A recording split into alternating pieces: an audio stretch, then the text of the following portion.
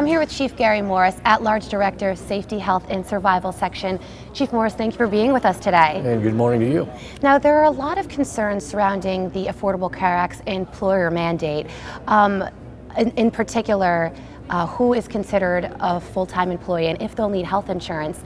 Tell me, where does this stand right now? Well, it's a complex issue, and we're going to be discussing this in a panel discussion Thursday afternoon. The law is complicated. It's taken 3 years for the experts to kind of work through it and figure out what's going on.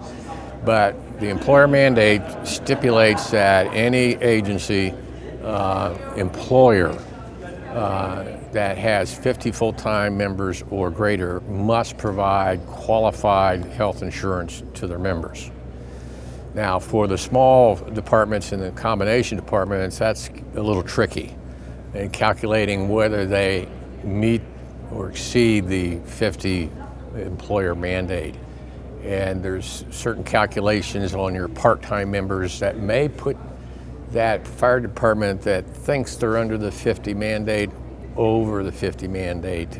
And of course, there's significant cost implications to that. Right. Now, under the Affordable Care Act, who's considered a full-time employee? That is anybody over 30 hours of work. Okay. So, but it's the formula that the IRS uses to calculate those part-time workers as to whether they add up to the equivalent of a full-time. Exactly, but you know, some firefighter schedules vary, so they'll work 30 hours, over 30 hours some weeks, and under 30 hours other. What happens then? Well, again, the formula sets a work period, so you could average those out. Mm-hmm. You might exceed 30 hours one week and only have 10 hours the next week, and therefore it's going to average out.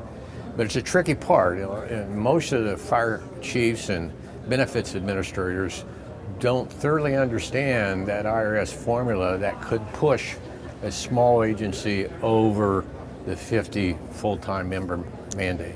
Now, let's talk about volunteer firefighters. What counts as working time for those folks?